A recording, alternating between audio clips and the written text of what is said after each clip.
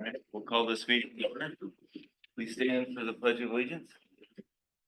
I pledge allegiance to the flag of the United States of America and to the republic for which it stands, one nation, under God, indivisible, with liberty and justice for all. Before we started, Zoom changed its UI just today. We're good. I just needed to double check we were actually recording. We're good now. Perfect. All right, we'll go through approval of the agenda. Make a motion to approve the agenda. I'll second it. Moved in second. Any discussion? Hearing none. Alexander, you good? Good. All those in favor signify by saying aye. Aye. Opposed, same sign. Motion carries. Do we have anybody signed up? Selena? No, we don't. Anybody online? Okay, we get to skip through that. Student representative reports, Alexander. Nothing? Cammy? I do have one thing for you guys for athletics. The boys and girls basketball put on a 4-day basketball tournament. They had 27 sponsors and had a very good turnout. Girls went 5-1 and boys went 4-2. Nice. All right. And how many teams you say? 20? They had 27 sponsors, but they had a lot of teams there when I went to watch. Oh, okay. 41 teams. 41 teams? Wow. It Busy was gym. Friday, Saturday, Sunday, Monday. Mhm. Goodness. Great, thank you. Any questions? I appreciate that. Next up is discussion items, the Small Works projects. So I wanted to take some time and talk about what a small works project is, how a small works roster works, and make sure anyone who's listening or who listens to our recordings later understands, because they're gonna see a lot of different things going on in our community through our capital levy. And they may say, well, why wasn't that bid on or whatever? And I thought it was really important that we talk about that publicly and then kind of bring some people up to speed. So the tennis courts that you heard when I was gone last time, the bid came in great, which was really exciting for us. So a small works project in our policies are projects under 300,000. They still have to be, they go out for an X number of days. There's a full protocol. But we can, you don't necessarily have to take the lowest bidder. You can take bidders that can maybe meet our time frame, or there's different parameters that you can use. We generally almost always take the lowest bidder. But when you put it out to a small works roster, they've already gone through the insurance process. We already have their LNI. We already have those things sitting on our small works roster. And so that's really a time saver when we're trying to do some projects. So to you and the people who are listening, things that would fall under our small works projects would be the rest of the hill work at what we're calling the Art Fiker access. The storefront, I know that sounds weird, but our secure vestibule, the inside doors look like most storefronts, so they call those storefronts. That will fall under that category. The bathrooms and so forth that Art Fiker, when we get to those, probably will not. You'll see a small project. I don't know if you remember this last spring, kind of right before graduation, we had some sewer back up in the parking lot. So we're gonna do that. That'll fall under that part. The roof project at Housel is right on the cusp of falling into that. So we will have the Architects West and the engineers take a look at it, and they estimate what that be. And that may be just big enough that we will go out to bid anyhow, so that we get really good prices. So some bid protocols are good business practices, but we have some things that fall under timelines.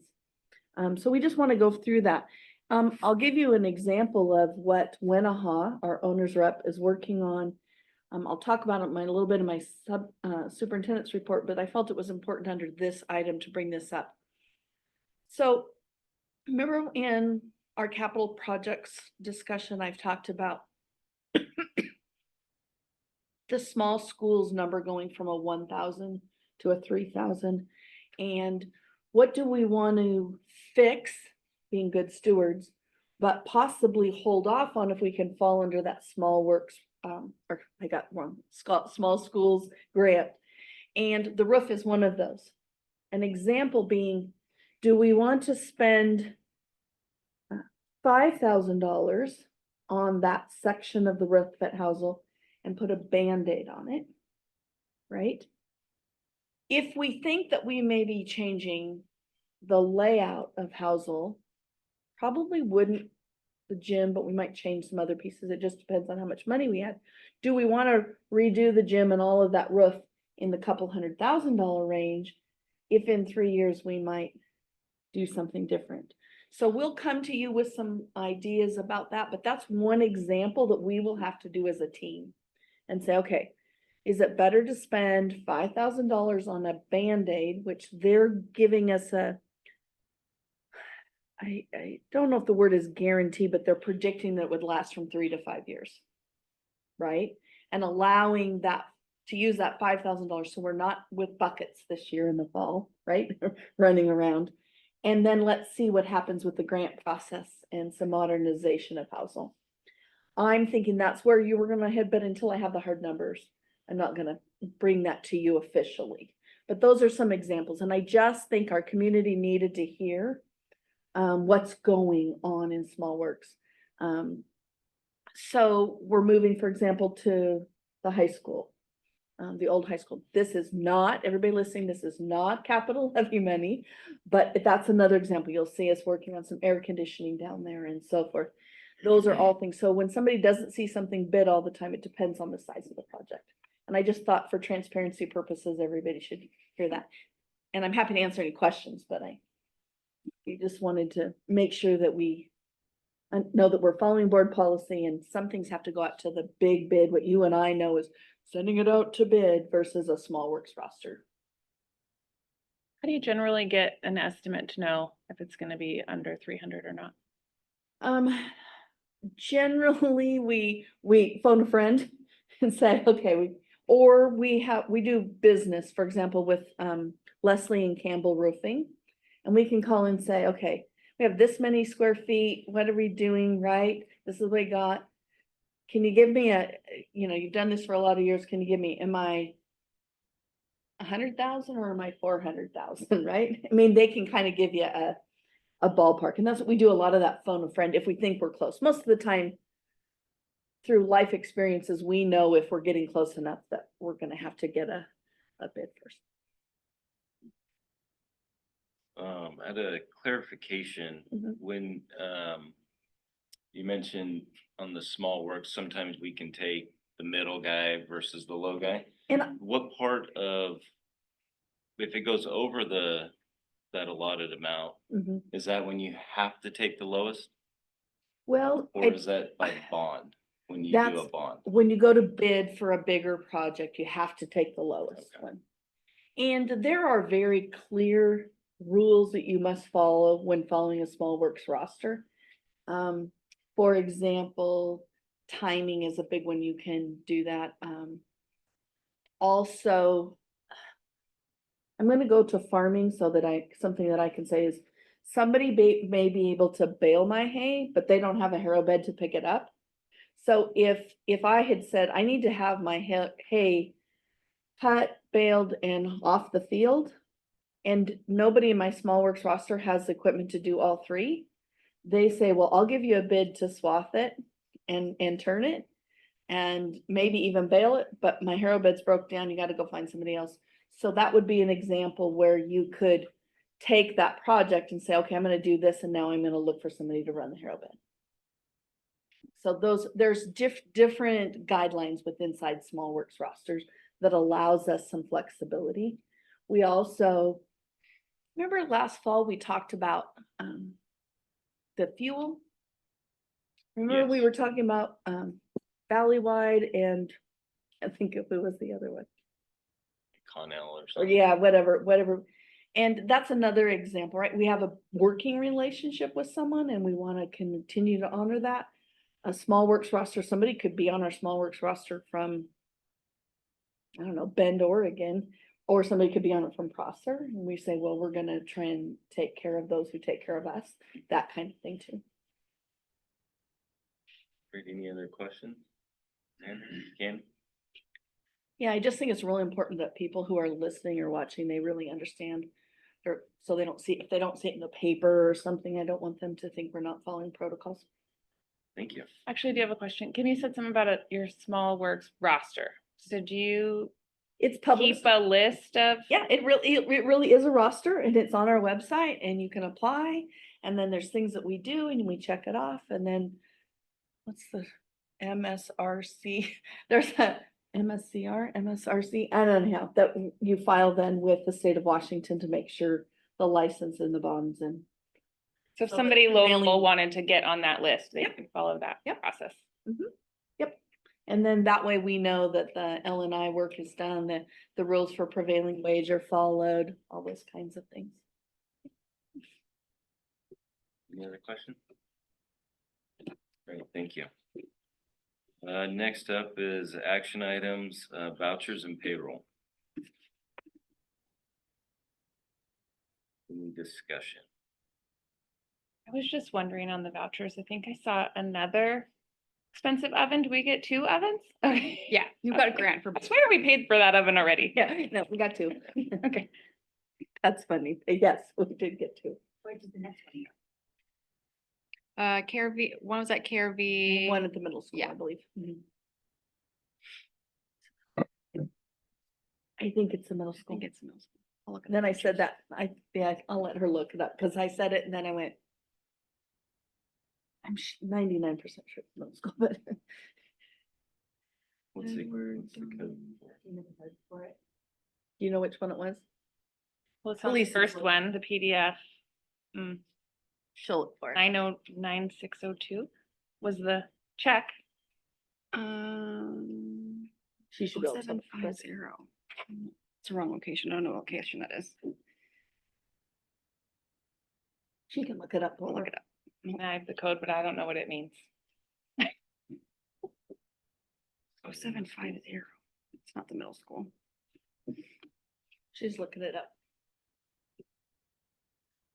I think they're Any other wrong. question? I move to approve vouchers and payroll. Been moved and seconded. All those in favor?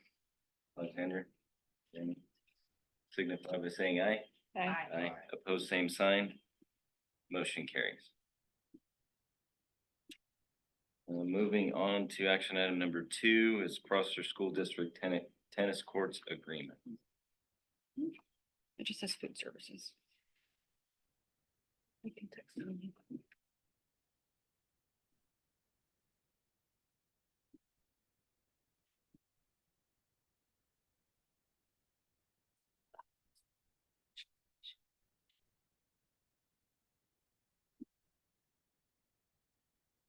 Tennis courts. I don't even really have a lot to say. It sounds bad, but I don't really. It's a contracted agreement for complete project. It includes the fencing. There is a few owner furnished items and one of those would be the little bleachers that we're putting on the pads. Okay. But it includes nets and power outlets for the all automatic ball server. I don't know what even, I don't play enough tennis, so sorry. Cammy, what are those called? Do you play tennis? I don't know. Okay. But so it's got power outlets, it includes the tall chain link fence, the nets, the equipment and so forth. It includes some things for people who might be listening or listen later on. It includes leveling the swale. And so instead of having, if you've been out there, instead of having 2 fields run this way, right? A practice and a soccer field, basically practice football and stuff. We're gonna turn one and we're gonna run it perpendicular or parallel to the tennis court. So it'll run across, which is really, really good for our system. We have the scoreboard there, we have things on there, and they have to. We'll have a few irrigation head movement so that we can do that, so we won't be, there will not be any water on the tennis court, the way, that's the design, the way it's laid out. Let's see, what else can I tell you about the project? I'll tell you something I learned about the project. And I can't do a map for you, but I'm gonna use my hands. we had we own a piece of property, well, we own both pieces of property. We own a piece of property that's about shaped like this. And then we own a piece of property that's like this. And part of it's the baseball field and part of it's this way. And part of it is that practice field and it's kind of funky shaped. And we have to combine both of those properties to be one piece of property. Doesn't impact us. We would never sell or tell that apart, but it has to do with the stormwater runoff. So we can't run water off of this piece of the tennis court onto someone else's property, even though we're the owner of both pieces of property. I know that seems kind of crazy, but you can't run off of one person's property and run stormwater onto another piece of property, and they don't care if they're the same people. That's how it's done. So we're gonna merge those two pieces of property. Doesn't cost us very much, I think $500 for a merging of two properties. It's a formality, but it's something that we found. And it, when I talked to Steve Zetz, I think is how you pronounce his name. He goes, I don't know why it wasn't done when the high school was done and the baseball field was done initially, but we need to do it now. So I said, well, I've already applied, started the application process. What else have we learned? Game Inc. is well known.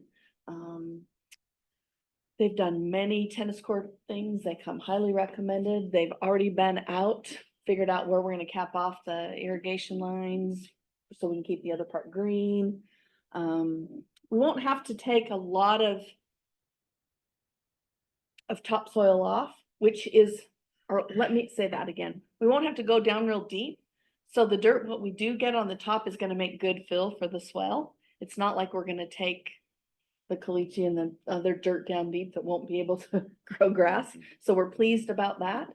And then will see, not fill, but you'll see and I don't know enough about this, but you have to have the different layers of rock, right? That are compacted and watered in each piece before they lay the asphalt. So I'm very pleased. They seem responsive and the bid was well within, and we did check how they've done some other tennis courts and they came right in at bid. They did one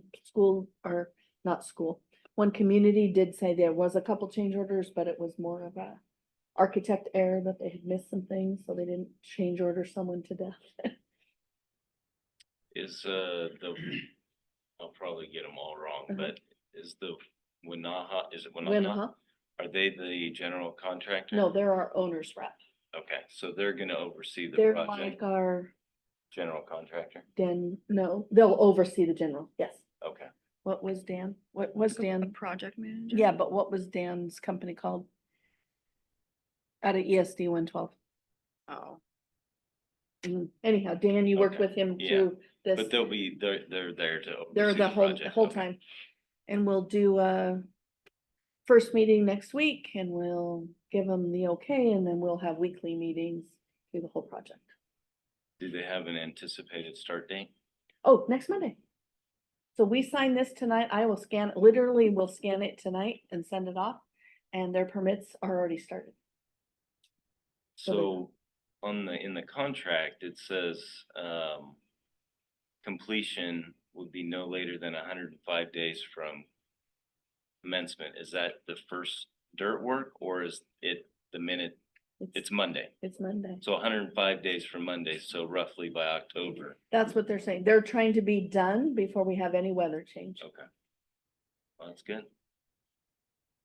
That's all. Because there was some of you who are listening or they're here in our meeting.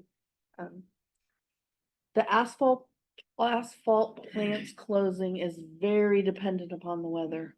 And so they didn't want to get close to that October 15. Okay.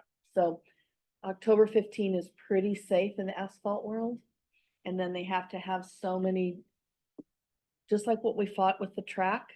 Remember, we were getting it in and we were afraid it was gonna cool off too much. Well, or get too hot. I don't know. I think we were worried about it getting too cold, but right, they have to have a certain temperature delay to guarantee, you have to do that for your warranty.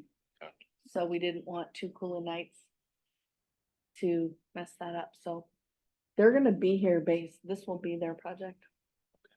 Well, that's good. And they also did get on our small works roster to possibly do the old tennis courts this fall. Oh, nice. Thanks. Any other Mhm. questions? It was the middle school. For the oven. Well, I would make a motion that we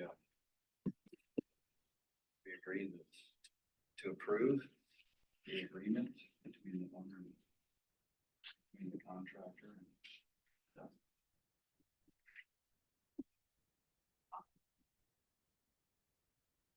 Been moved and seconded. Any further discussion? Sandra? Amy? All those in favor signify by saying aye. Aye, pose same sign, motion carries. Well, that's exciting, be nice to see the work going, so, Less to mow, less to water. Less to mow, less to water. that's right. Moving on to item 3 is step 1 of the budget approval process. Okay, Blake, can you share that document to the screen, please? I'm sorry, I didn't get it. No, it's okay. Do you have the agenda? I can email it to you. So while they're doing that, Delisa and I will kind of share with you what we're hoping to do. We're ahead of the game, right? So what she's put together today, while she's emailing and so forth, Just sent it. is we put together 5 proposals that we want then your okay on, right? Or which one you want us to pursue on. And then we've opened up budget hearing today because I'll hear about it, and then it'll be on a budget hearing next time. So we have to we'll run this proposal. The budget hearing did not necessarily need to be on here today, but I was gone, and so we left it on, just, that'll be there, and it will be on the next meeting as well. It was just kind of a miscommunication. Oh, so we didn't need it. For We this one. didn't Okay. technically need it, but had it on there and we didn't want to go backwards. So if somebody wants to talk about the budget, they can tonight. But it will be on the next meeting Oh, I see. where we make the full disclosure thing that we make. Real quick, these scenarios, I know when we talked last, there was still a number of variables you're waiting on, right? Maybe some grants that might come in and some. So we're still waiting on that. We So won't ever know. yeah, so we have to remember that we're very early still. We won't know what our fund balance is until the end of August. We won't have solid numbers for grants until August. So we're still very early. What the goal is tonight, so I had presented these scenarios last month. And we need to decide which one we're picking moving forward so I can complete the remainder of the budget. So Explain what we're talking about capacity. I think that helps. When you pick this, we're picking what capacity we're gonna be able to spend at. yes, so we don't have to do a budget extension. Even if we don't have the funds to be able to pay for half the computer replacement or a fourth the computer replacement, we still have the ability to purchase them if we can find grants and grant money for that. Throughout the year. If we don't approve the spending capacity, then we will have to do a budget extension. And it's not that big of a deal, but you have to pay a fee for advertising. You have to have a special board meeting. So we would like to avoid that if possible. So are you saying like in scenario 1, if we said go with that, we don't necessarily need to spend at that level? No, Just saying that ideally we'd like to if we can afford it. and the shortfall is what we need to find. So in the first scenario, it's the complete curriculum and complete computer replacement. Which puts us at a deficit of $775,000. The second scenario with a deficit of $155,000, which is normal. I do need to put that out there. Districts don't typically have a balanced budget. You always go in the red. It's just, we're not in the business of making money. So it's really whatever we feel comfortable choosing and how much in the red we want to go. So the second scenario is without the computer replacement, leaves us with $155,000 shortfall. The third scenario is with half of the computer replacement, which leaves us with a $465,000 shortfall. The fourth scenario is a fourth of the computer replacement, leaving us with a $310,000 deficit. And these 4 scenarios all include a full adoption of curriculum. The 5th scenario, with no computer or curriculum adoption, we would be in the black, under 95,000 or 94. So let me tell you what just happened today. Approximately, I can even pull up my email, approximately 3 o'clock. We got that 3 grants that just came out for computers. So the legislature and OSPI heard pretty loud and clear that a lot of districts are on the computer cliff, right? So there's 3 grants. I have not, hear me, I have not investigated them yet. One of his replacement, one of them is replacement of broken, you know what I mean? There's all of these different scenarios. So there's already 3 that we can apply for. One of them's 25,000, one's 150,000. One was even in the neighborhood of 300 or something. So, I mean, and like I said, I barely clicked on them. And then our conversation is still going about the science curriculum, right? And we don't know if that's a $10,000 investment or $100,000 investment, right? But those conversations are still going on. But we don't have anything to you in writing or any awarded grants that we can say to you at this time. But if the other piece that, you know me, optimistic Kim, our enrollment continues to go up, right? Now, everybody, we can't bet on the come, right? We can't do that. So we're being conservative here. But if we have the positive steps that we're taking continue, that may solve, it's not gonna solve $700,000, but it may solve some of that just naturally, right? Now, we have to plan for scenario 1, right? Now, we felt that scenario 1 still met our board policy, correct, of 4%? Well, it depends. So the board policy is the fund balance has to be 5% of our total expenditures. And so until we get that final number, until we have a apportionment of 12.5% this month, and we get everything all done, we are comfortable that we would make our 5% with that shortfall, but we don't have that exactly the same. So we may not be able to spend all of that shortfall if we went the full thing, knowing that we have to watch our board policy and not get below 5%. Right? Delise is really nervous about the budget. You can tell them how you feel I am. about that. Tell Very them. nervous. I mean, it's not a secret. We're just not in the best place. We haven't been in the best place. I would budget if it was my decision very conservatively, but I also don't know how to teach kids. It's not my job. My job is to come and present the facts and to have you guys make a decision on how we should move forward. I know how to play with numbers, but I don't know what's best for children. So these are our options. My suggestion would be to do scenario 4.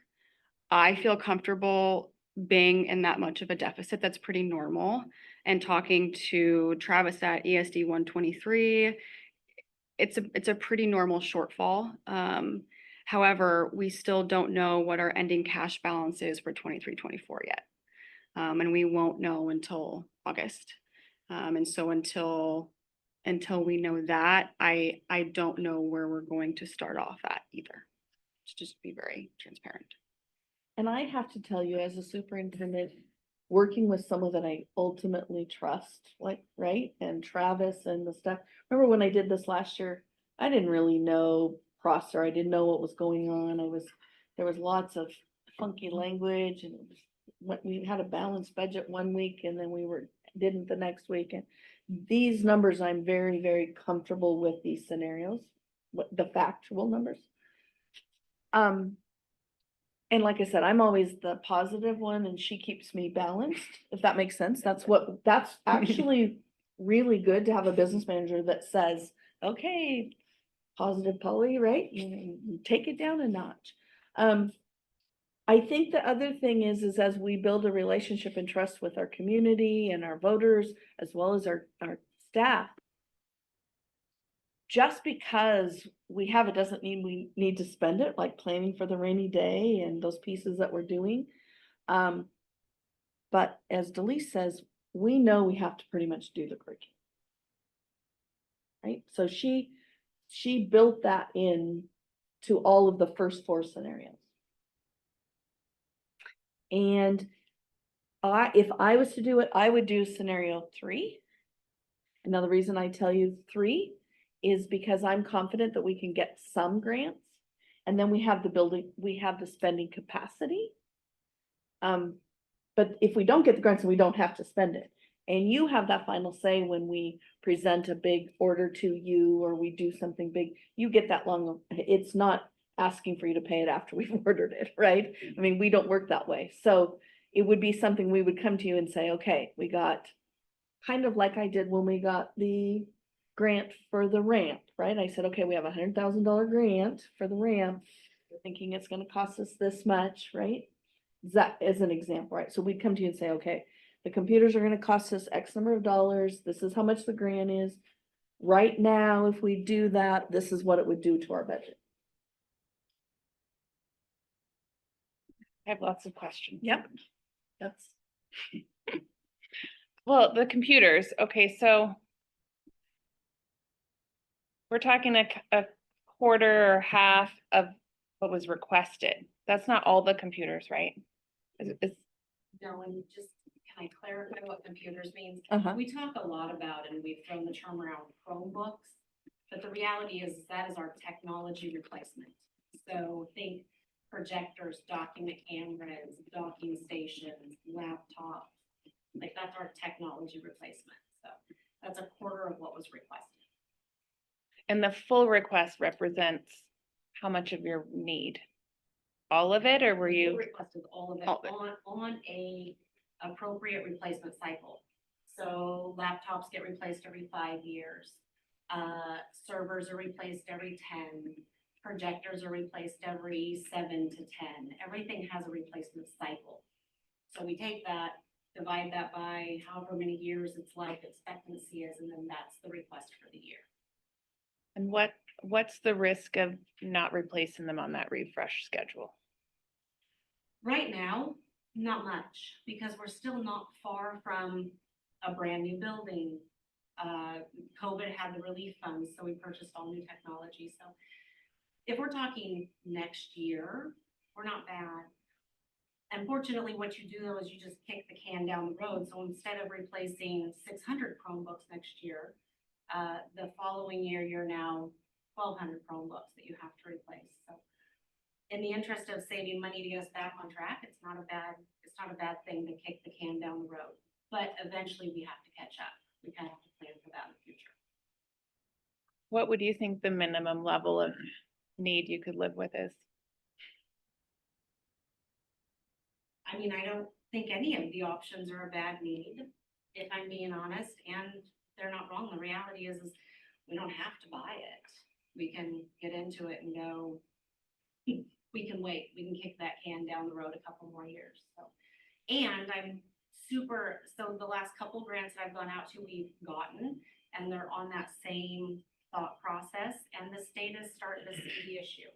In fact, we are all, as tech directors, writing our congressman. I wrote Dan Newhouse, like we're hitting that hard, the fact that we need more funding. So in a perfect world, we kick the can down the road, we save some money, we pull our budget together, and then maybe the state will help.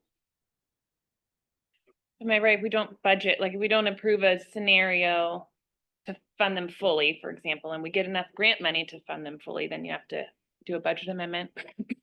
Well, We would have to do an extension if our MSOCs are not in range.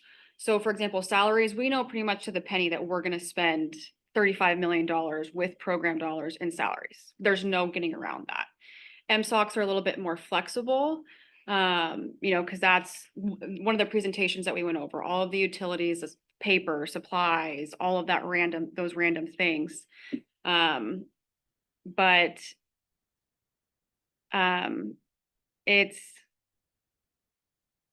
I just lost my train of thought. I'm sorry.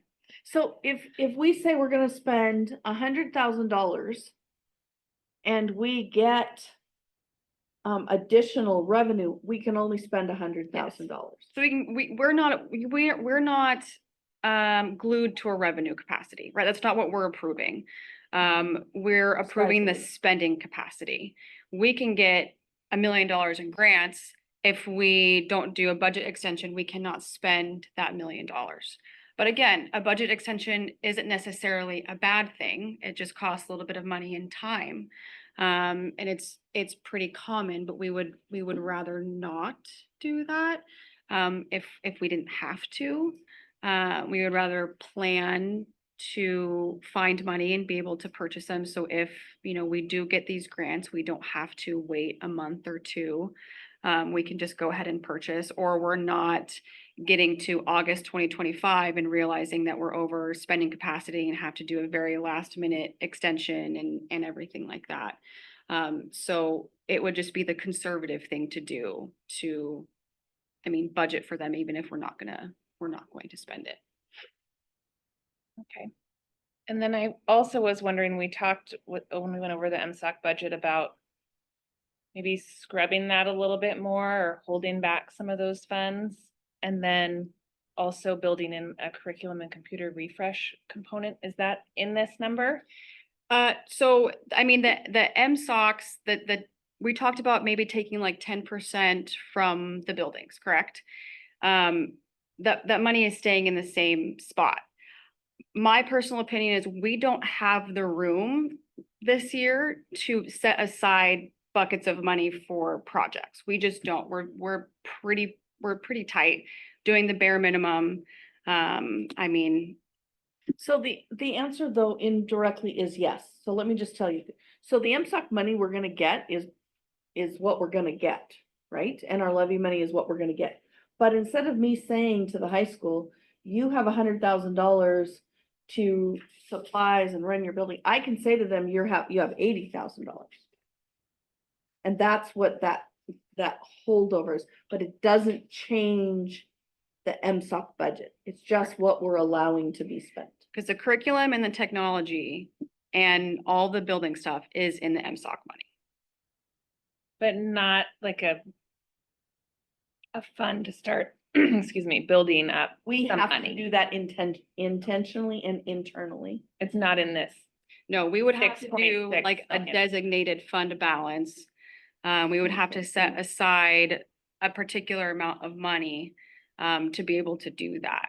And that's something, if you would like me to do, I could do that, but we'd be cutting some stuff. I was just curious if it was in, like if I'm looking at more of a shortfall than we are showing here if we were to set aside money. Okay. And then my last No, question. I said yes, and then I guess the answer really is no.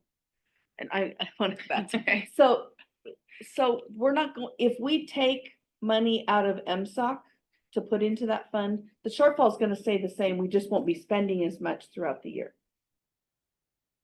Because what we're getting is what we're getting. So we're gonna get, let's just pretend we have $100 coming from the state of Washington. We're gonna get the $100. But what we're gonna say is we're gonna put $10 out in the savings account. So this year we're only spending 90. So our shortfall of our expenditure, that same $100 is all we're getting. It's just that we're spending 90 and not spending all 100. Do you have any? And I don't want to put you on the spot to say a number, and you probably don't want to. But what is the potential, if you could estimate, of additional revenue beyond what's in this figure that we might see? I can't even Yeah, guess, because can't. I don't even, I mean, literally, I got the OSPI thing about I don't know, I sent that each of them, what time do you, 3 o'clock today? Right, like I haven't even opened it, I don't even know what's the ask that we can ask for. When I'm working with private companies for grants, I don't even know what we haven't even sat down and them say, what do you need, what do you want, you know what I mean, we haven't even got that far. So it would be really unfair to say, well, I think they'll give us 10,000 and they give us 100,000. Or I asked for 100,000, we get 10,000, so that's just really, it's very ambiguous. I just don't think I have to have you make the decision as a board based on zero, based on no more enrollment. You have to make that decision on that. And then we can celebrate and jump up and down and dance if we do. But I don't want you to hope for that, because That makes then I have to be the bearer of bad news and say, I don't like being the negative Nancy. Okay, no, that makes sense. I didn't know if we had like, a certain ballpark amount of grants in the works, for example. Nope. To me, it seems like we should be a little more on the conservative side, especially hearing what Lisa's saying, and I don't want to end up kicking the can down the road and having a huge issue. We talked about that the last time, and or big expenses, but in business, when things don't, when you're having shortfalls, you have to make hard decisions, and that's just, I'm gonna lean towards the more conservative. If we go more conservative and we get a grant down the road and we have to come back and amend the budget, that's not the end of the world. Nope. It's Nope. doable. I would, I think I'm kind of with Michelle on this. I do believe that whatever we can take, even if it's $5,000, that we should set up two funds, one for computer replacement and one for curriculum. However, we pull that money out, but if we can at least start it so that it's there in name, as things come in, we can make adjustments to that. But I do think if we don't start it, if you put $100 in it, if we don't start it, we'll never start. It'll be a whole nother year before we get to start talking about this. So I would prefer to start that now. And what do you want that, what do you want that to look like? I Are don't know. are you envisioning it like when we see the vehicle fund account and do you want it, so that kind of separate? Yeah, like, Not that we can do that, but I'm just Yeah. saying, like, for I them, think in technology. our financial reports, we have, what's the term where it's, oh, come on, there's a term in where we have in our fund balance that assigned and unassigned. Yes. Mm-hmm. So is there a way that we can assign? Yeah. Even if it's a small heading, into technology, and it's not super detailed, it's just assigned and unassigned, but somehow, we should see that. Yeah. Yep, I can do that. I guess the next question is, how much are you looking for? Do you want me to take a certain percentage from the buildings? Do you want me to take a certain percentage from athletics? Do you want, how do we want to move forward? What are we gonna take from, is the question. Well, I think, with this is my opinion, but I think if in, this budget, where we're at in the budget, I think you take a little bit from everybody. Okay. So whether it's 5% across the board, and we take 5%, or, whatever we decide, come up with, or 2%, whatever that number may be. Okay.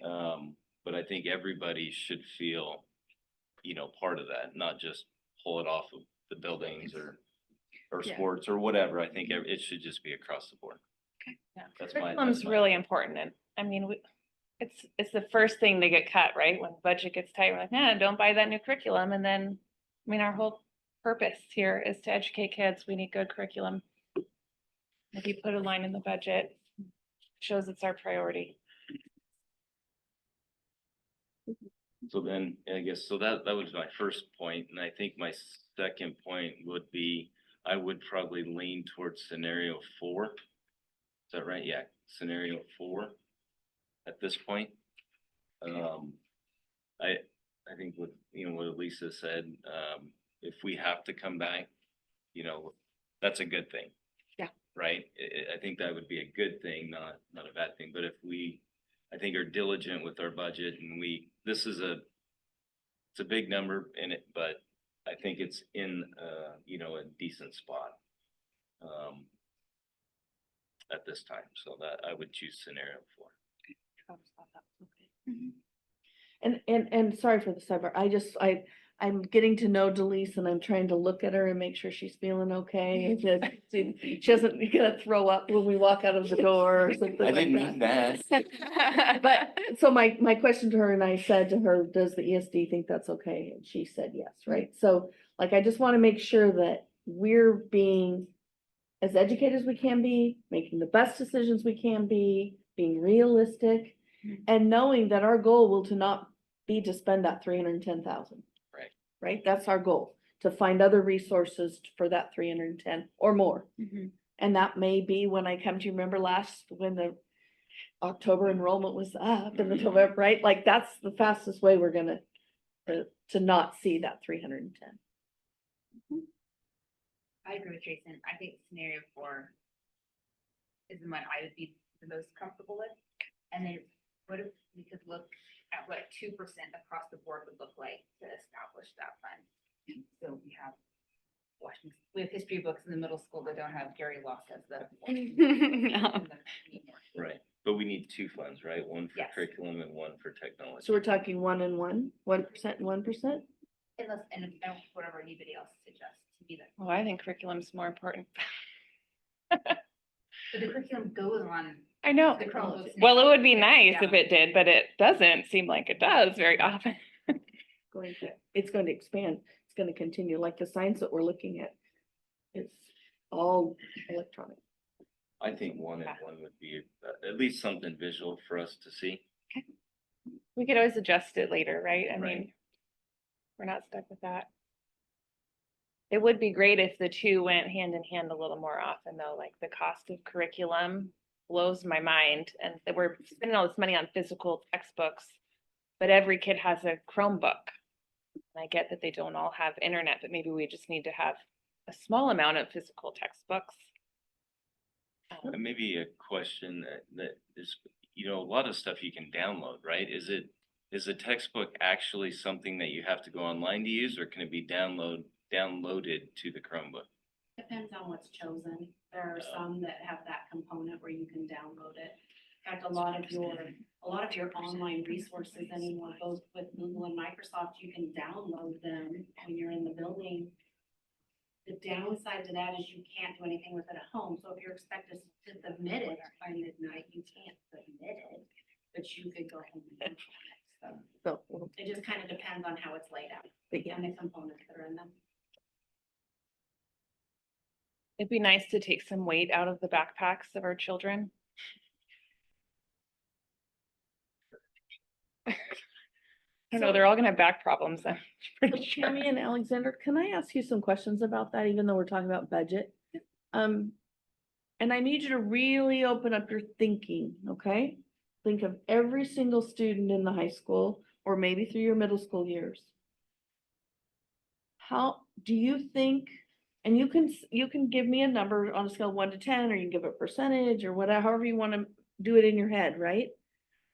What percentage of the students could, whether they do or not, right, could use electronic textbooks, so that they're basically nothing in their backpack but their Chromebook or laptop or whatever? Now, remember, I'm not talking about you. I'm talking about everybody in your classroom. I'm not sure about like how many people in my class that do or don't have like internet connections to be able to do that, but like for like a whole grade or just all the students, but for the people that are like specifically in my classrooms, I think a majority of the people that I have class with do have like internet at home, but I'm not sure about like everyone else. Yeah, I agree. I think on a scale of 1 to 10, I think a solid like 8. I feel like it's really useful to have the computers and not be so overwhelmed with all the books and stuff, because at the end of the day, we are carrying around a lot of stuff, and it's easier just to have the Chromebooks with us. do you think those that are carrying books do it out of preference or out of need? I- Need, Yeah, I agree with need. um, Can you elaborate on that? Like, why do they need to have their books? I think with like internet and stuff, not a, it depends on if they have internet and if it's spotty or not. It's easier for them sometimes to have the books than to have the paper internet if they don't have to. yeah, and, those books are very big. If they didn't need it, they probably wouldn't want to carry that all around. So it's not because there isn't, like, there is a digital option Mhm. they could use now.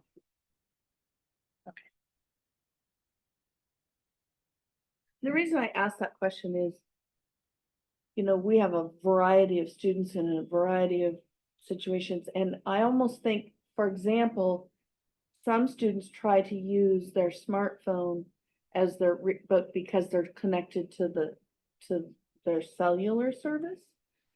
And unless they use that as a hotspot, and if they live where the service is spotty, there's a video they have to watch, it doesn't come through, it doesn't, Stream. you stream properly, thank you, I just couldn't say the word, doesn't stream properly, those kinds of different pieces, right? And we have, you know, hotspots we can give, we have different things that we're set up to do. So we're moving that direction, we're really lucky. Language barriers, making sure that we're understanding and communicating properly.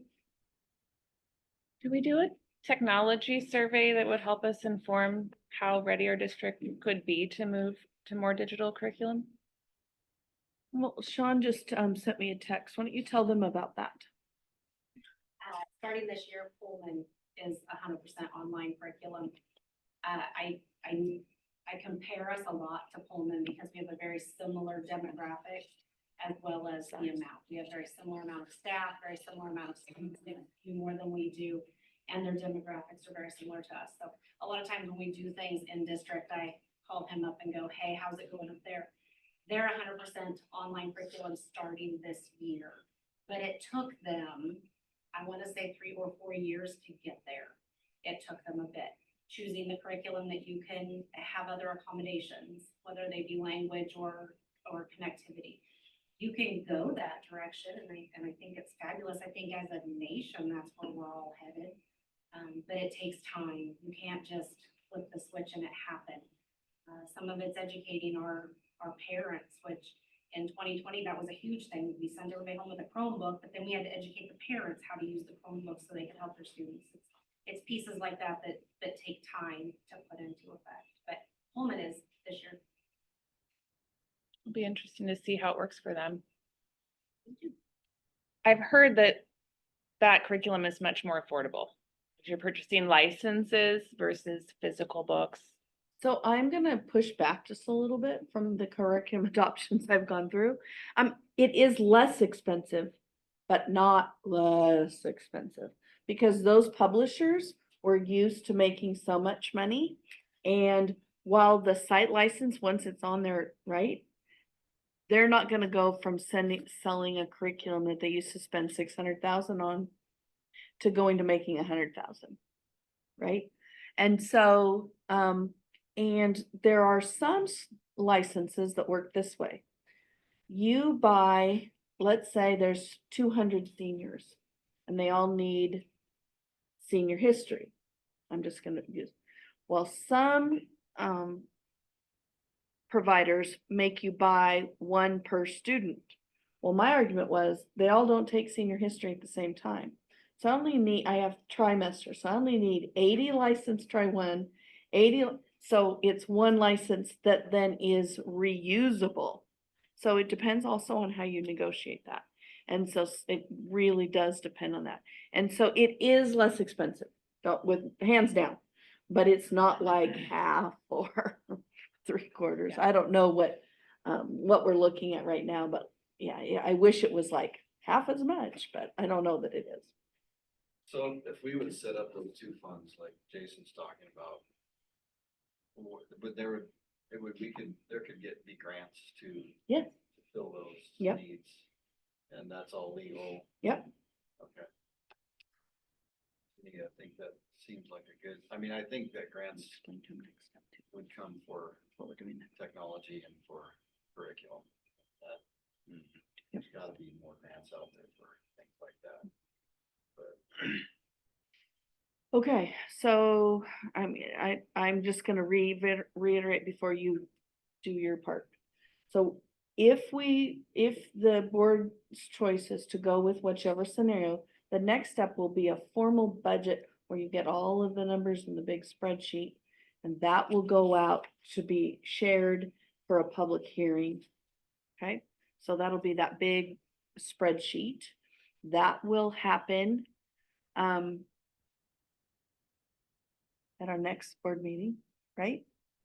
And then we do the resolution on the 10th. Yes. Or the 14th of August, sorry. So next, of the 26th of the month will be the big spreadsheet based on the scenario that you get. We'll do the public hearing. They'll be able to do it, we'll do, and then there'll be public hearing again at the start of before we do the resolution. Is that correct? We have to do it twice or just once? I believe we have to do it Twice. twice, and it's gotta be Published. published for 2 2 weeks. weeks. Yep. Yep. So that'll happen. So at our next meeting, and then we'll have the 2 weeks. And then the 10th or the 14th of August, we would do the resolution. So I'm just sharing with you, that's what you can kind of expect the process to be in now. Which after you vote and whatever, when you want, the action you want to take, whichever one, then that's where Delise will do her work with the ESD. When's the next board meeting? 26th of July or 24th Friday of July? or the No, 24th? 24th. Okay. Sorry. I had the wrong numbers in my head. No, what's today? The 10. 10, 24th, yeah, 24th. 24th. So you're talking about approving the budget the 24th? No, the 10th. Okay, still. She'll just okay. present Yeah, I'll present this, the whole. the whole budget. Yeah. Based on the scenario. Sorry, the 14th of August. Yep. 10th Yes. of August was Saturday. Yeah, no, Yes. I'm not coming in. on Saturday. Today's the 10th. That's probably why. Well, I will move to approve scenario 4. With a 2% MSOC going into 2 funds, technology and curriculum. And soccer the whole overall. I'm sorry, out of MSOC into curriculum into Tech. curriculum and tech. All right, it's been moved and seconded. Any discussion, Alexander, Cammy? All those in favor signify by saying aye. Aye. Pose same sign. Motion carries. All right. Moving on to the PEA contract. So I've sent it, I've explained, I don't really know, we're really excited. I have to tell you, the relationship with the PEA was amazing this year. If Sue, if you're listening tonight, it was a strong, positive relationship. That's all I can really say about that. They knew that the money was limited and tight. We really did a lot of language that was cleaning up. We'll talk about it in my presentation a little bit. We did move our early release on Wednesdays to late start Wednesday, which is something I will talk about in my my presentation. The teachers did approve that. If anybody is listening, the reason it was not talked about publicly is there's proper contract etiquette that they ratify something, then you see it, you make the decision, and then we publicly talk about it. There was a little bit of social media presence and some conversations about that. We're going to open that up and explain that, which I'll do later. It's not part of this particular presentation. We did a lot of contract language cleanup. Things got kind of messy through COVID and through the last time. Kind of got some of that cleaned up. I'm very happy. The other part that's really exciting is the salary portion of this is now set for 3 years. And that is really a big deal when talking about budget. Remember when we went out to the levy and I said we wanted to go to 4 years so we could plan and we could, this is a big deal. This is a big deal for our teachers, people who are moving into our area, know what they're expected, know what their salaries are, as well as for this team making financial decisions for the district. It's a big deal. And so I'm welcome for any questions you've got. It's a huge document. We tried to provide you with the red line and the original and the contract. I don't have any concerns at all. And I support the work that was done. And I want to thank the teachers union group that was, there was at times as many as 7, and we had principals and Delise and Deanna and myself. And it was a big deal for our community, and to think that we really finished that in the weirdest way before school got out was another big not selling feature, positive point for our district. Any questions or discussion?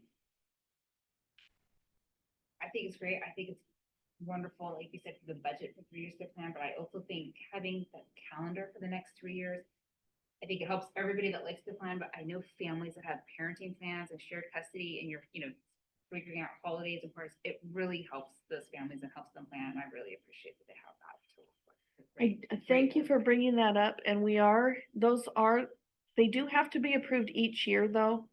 So those are 10, obviously the 24-25 is set, but they do have to go through an approval each year. Remember, like next year's, we had that weird thing about spring break and whatever. So we do look at them each year in case there's something that comes up or whatever, but they are tentative, but you're right. They don't change very much. Sometimes a day or something happens, but the spring breaks generally don't change or things like that, so. Thank you. Well, I would make a motion. Didn't mean to jump ahead, Jason, to approve the PEA contract. Second. I wasn't saying, yeah. All right, it's been moved and seconded. Any further discussion? Alexander, Tammy? All those in favor signify by saying aye. Aye. Pose same sign. Motion carries. Thank you. So now I think we just have to say. Just do it. It just, if there's anyone to speak up. But I think I have to close the regular meeting and open up a budget hearing, Okay, right? Okay, so I will close the regular meeting and open a budget hearing. Anybody here to discuss the budget? Nobody online? I will close the budget hearing and reconvene the regular meeting. Moving on to consent items. I'll move to approve consent items as presented. I'll second it. It's been moved and seconded. Any discussion? Alexander? Amy? All those in favor signify by saying aye. Aye. Aye. Pose same sign. Motion carried. And that concludes we'll move our action items and consent. Moving on to reports. Delise, you're up. Oh, I don't know why I'm on there. well, she said, I don't know, I'm on there, I just did my piece. We traditionally though Repeat. do a Oh, our our monthly. monthly. Mhm. Because of our network, which we're gonna talk about in a minute, there is nothing that we can present to you this evening on the physical part of it. Well, then you get a pass. Yes, thank you. So I'm gonna wrap a couple things together. There is no pulse of Prosser while we're not in school, but I am excited. I am gonna do a newspaper article about some things that are going on in the next couple of weeks. So that we can get some information out to our community. It'll go out social media, it'll go in the newspaper about some of the things we discussed tonight and just kind of letting people know what's going on.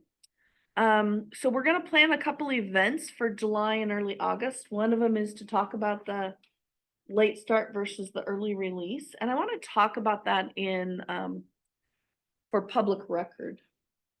When we sat down with the union and talked about this, first thing everybody needs to know, no one's pay is affected by this. So a bus driver still drives the same route. We still serve, you know, and now on late start, that breakfast, right? Just like a snow day, we won't have breakfast that time, but we will have that snack available for somebody who needs something to eat, just like on a snow day. But our paraprofessionals that would leave at, and I don't tell me the exact time, but they would leave early. Now they'll just come a little bit later. But when we really started talking about our families and our students and our parents, and then I'll talk about teachers in a moment. I'm gonna give, I don't even know your family dynamics, Cami, but I'm gonna look at you and I'm gonna pretend, okay? So let's say you have a third grade sibling, right? Now Cami will be able to stay home, make sure they either get on the bus or she takes them to school and they do whatever. Versus Cami plays sports after school and we have an early release Wednesday. Well, she's not gonna go home or ride the bus home and then turn around and come back for practice, right? So there really was some really big pieces. Middle school was a huge one. We were actually paying additional salary to classified employees to watch our middle school students because school got out at, what time do you guys get out for early release on Wednesdays? 1:40. 1:40, and so I think the middle school gets out at 1:45. So 1:45, but practice doesn't start till 3 o'clock. Well, those middle school students don't drive. And those parents, a majority of parents are not gonna leave work, take them home or have them ride the bus home, then leave work to bring them back to practice. So we were providing services for watching those students while things were going on. We also ran into, I'm gonna say fudging the amount of time that was spent in professional learning communities. My brain's on practice, my brain's on going to the game, my brain's on my FFA club meeting after school. Now, we as creatures of habit, most of us, even though we want to sleep in on Saturday or Sunday, right? We generally might sleep in a little bit, but we still have a clock. So the discussion that happened in the big group was most everybody will get up and come to work in the morning. We'll have better, fresh brains when we're talking about curriculum and instruction in our PLC time. And then immediately after school, our staff will be able to handle their club meetings, their practices right after school gets started, and we won't have that student fluctuation around wandering without supervision really. And so that was part of that decision piece. So we're gonna have some parent meetings about that.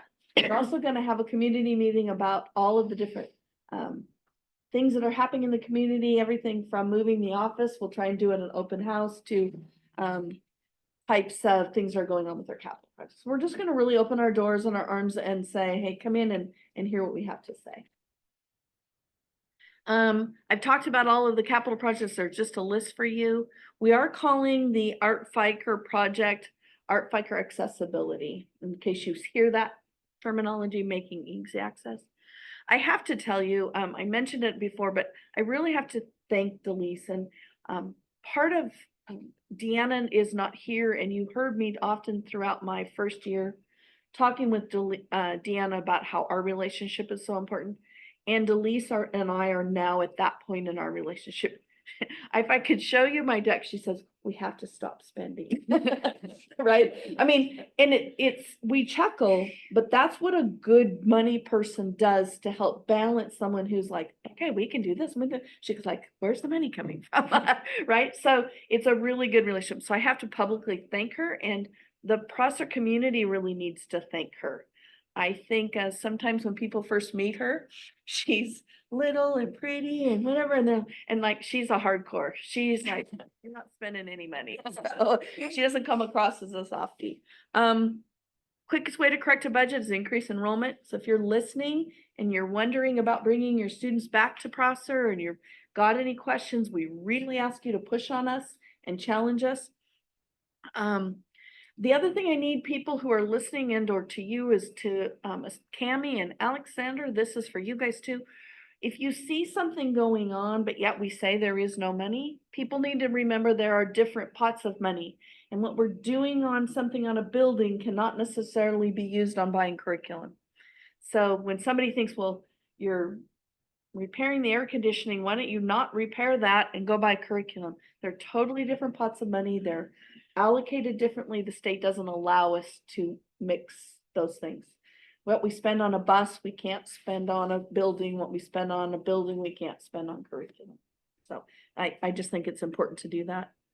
And I put about the 3 new grants. Okay, something super exciting that I just finished today. I came home. It's called Farm to School.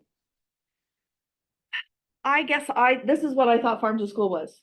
I thought it was, we're gonna take a ½ acre of land and we're gonna row crop some carrots and potatoes and we're gonna grow it and then we're gonna cook it in our kitchen. Well, that's part of Farm to School, but that's really not what Farm to School is all about. Farm to School is about life experiences of students and teachers in our community, putting their hands together in the soil, how to improve our soil, how to take care of our environment, how to do that, and do it through project-based work such as raising a garden. And then as it grows and develops, then we could use those foods in our kitchens. The other part of it, well, there's many facets that I've learned about. I truly am this excited. We can build a relationship with the farmer's market vendor X. And we know that we can commit to them and say, we will buy your fruit X and we will buy this much of it. We can freeze it, we can do it, we can use it. So we're supporting the market in our community. A local farmer, we're gonna start selling or start using zoodles. Does anybody know what zoodles are? Right? Zoodles are zucchini noodles. Wait a second, I was not a Should have left fan. out the zucchini part. Well, anyhow, but an example would be we could do the zoodles, process zoodles, freeze the zoodles, and then we can use them. So that's that piece. We have a school in Prescott School District. For those of you who know what I'm talking about, great. If not, you can call me. One example is their FFA students raise 2 animals. You sell one at the sale and then you can turn one, which means you can get market value of whatever the floor price is for that second animal. Well, the Prescott students are raising 2 animals and the school district is buying the second one back at floor price or market price. And then they're using that meat in their schools.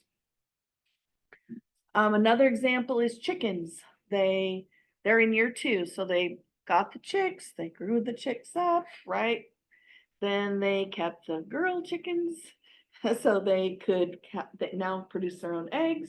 They use the eggs in their scratch products, and then they butcher their chicken for the food that's used in their cafeteria, the roosters.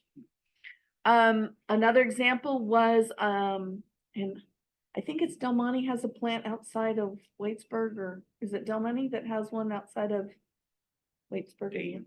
Yeah, outside of Dayton. Yeah, I Del think it's Monte? Green Giant. Oh, Green Giant. Okay. So anyhow, one of them. So they've also done agreement with that specific plant.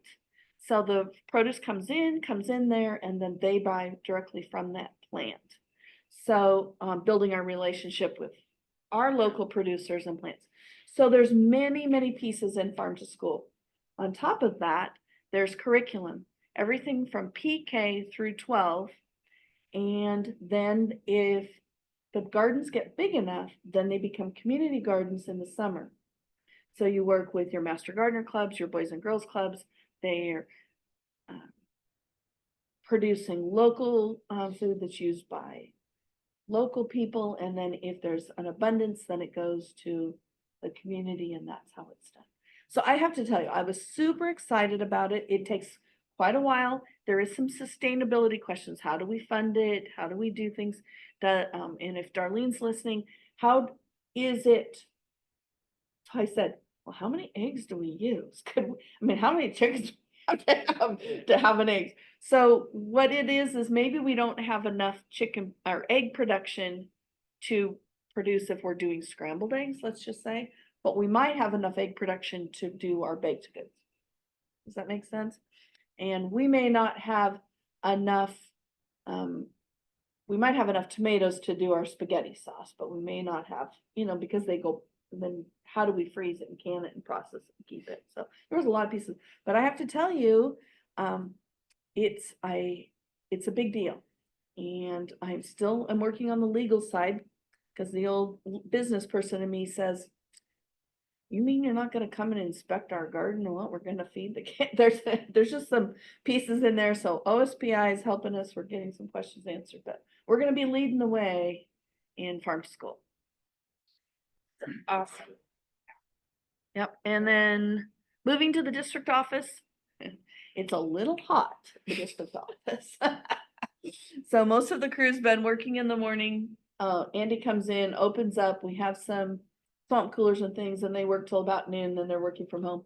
I talked to Blake from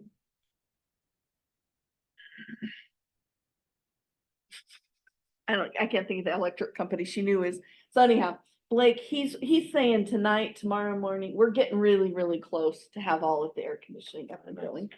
The boardroom is painted, the carpet starts tomorrow.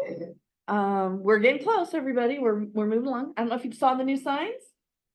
The one on the tennis court, so it shows you are here and where the front door is. The diagonal one on the corner of Prosser Ave and 6th. So that anybody listening, we did not destroy or take out the original granite sign. We just put a sleeve over the top of it. And then if you go down 6th Street, it says board meeting entrance here, right above the door. And then the front sign will be done with the painting. They're gonna start painting, if not over the weekend, because they're gonna have to work from like sun up till whatever. So excited, we're getting there. So hang on, everybody. And we're still working on admin retreat, new employee orientation, and kickoff events for 24-25. So it's a longer report, but felt like I had to fill you in. Any questions or anything, let me know. The board meeting entrance will be that small side door, kind of that Mhm. little narrow, okay, that's great. Yep. Yeah. And that's why we did the bigger sign. It's a little up, somebody comes, might have to put something over it for a week, or 2 weeks. It's up and the sign with the pole, if we're gonna trim the trees back, it's 2-sided also. Yeah. It's looking good. Great, good question. Thank you, Kim. Mhm. All right, moving on to board reports. Michelle? Nothing for me. Right, good. Lisa? Okay, I've got one, but I've got to read it. So I get it right. AP scores nationwide were released on Monday, and Prosser High School was 15% higher than the national average. We had 2 5s, which is the highest score, 6 4s, 6 3s, 2 2s, and 0 1. And so the pass rate for Prosser High School AP US History was 87.5%. Fantastic. Awesome, that is good. Congratulations. That's my full report. I don't have much. Last week, one of our local sports teams, that's a senior Babe Ruth team. They played in the state tournament in Kelso. They did pretty good. They took third. They were really close to getting into the final, but they took third. But it also qualified them to go to the regional tournament in Wyoming. What? So, and it's Nowhere, Wyoming, if you want to know exactly where it's at. It's actually called Lander, but anyways, so they're trying to fundraise, trying to bring some, trying to get things going, even though they've only had a week to do it. But the Prosser House is gonna have, I think tomorrow, they're gonna donate 15% of their proceeds, as long as you say it's for Babe Ruth baseball or whatever. So anyway, so good luck to them. They leave Saturday for another week in Wyoming. Yeah, so that's all I've got. Future meetings, we do have a special board meeting July 17th, right here at 6 p.m. This meeting's adjourned. If we got it, and then we'll-